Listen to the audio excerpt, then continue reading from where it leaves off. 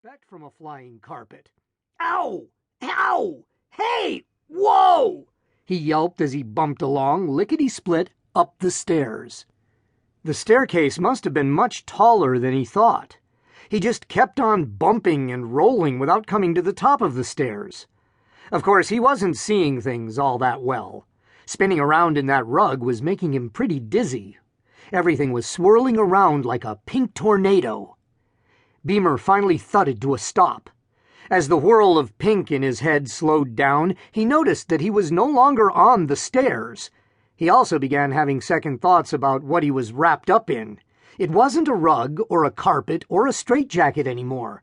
He was in a cocoon. A pink cocoon. What was worse, he was stuck in the middle of a huge pink spider web. He twisted and kicked, trying to break out of the cocoon. The web shook beneath him. Pretty soon it was shaking even more. He strained to tilt his head back. Then he saw it. A pink nightmare whose 8 legs were churning in perfect order across the web. Soon he was going to be one big Slurpee for that hairy spider behemoth. Soon it would be all over. No obituary, no tombstone, no nothing. Since none of this could possibly be real, Beamer McIntyre wasn't even going to be history. He was just one more fantasy character crumpled and tossed into the trash can. He flailed about one last time, trying to escape. Beamer thumped on a hard surface. Ow! He yelped in pain. Anxiously, he fought the confinement of the cocoon. Finally, he threw it off. But it wasn't a cocoon anymore. It was a blanket. His sister's pink quilt. Yuck! No wonder everything was pink. His blanket must have been in the wash, and his mom snuck his sister's on his bed under the bedspread. He looked up and saw the ceiling with the ice cream cone water stain.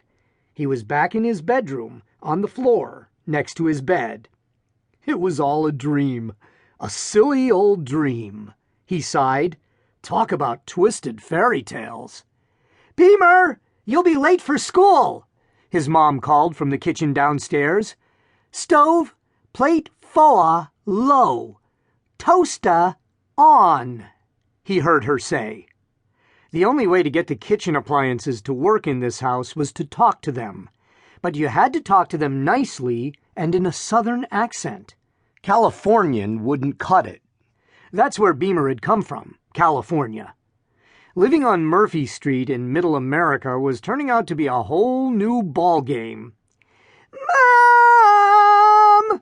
A shrill voice shouted at the same time. Where are my pink Nikes? It was Beamer's big sister, Erin, otherwise known as 000. Those are the coordinates for the center of the universe, which is what she thought she was. It was totally disgusting. As far as she was concerned, everyone and everything else in the universe revolved around her. Also at the same time, Beamer heard alternating thumping and slapping sounds on the staircase. That was the sound of a strange quadruped named Michael, his 9-year-old brother, who always came up the steps on all 4s. The last set of sounds came from his dad in the shower. Too hot! Too hot! He said to the plumbing. Colder! Colder! Colder! Ah, just right. This was why Beamer didn't have many sleepovers at his house. During history class, it finally occurred to Beamer where at least part of his dream had come from. It should have been obvious. It was the web. His web. Nearly 2 stories tall and as wide as the house, the famous McIntyre web was the nightmare in the attic, the greatest entomological mystery this side of Cleveland. Up until Christmas, the scientists experimenting on the web in their attic weren't even sure that it was a real web. Some thought it was man-made, somebody's joke or a hobby project or a mad scientist's experiment. But back on Christmas Eve, Molgotha, the webmaker, had returned. She'd spun a cocoon around every piece of scientific equipment surrounding the web. Then she sucked the electronic life out of them, leaving them totally useless, as dead as the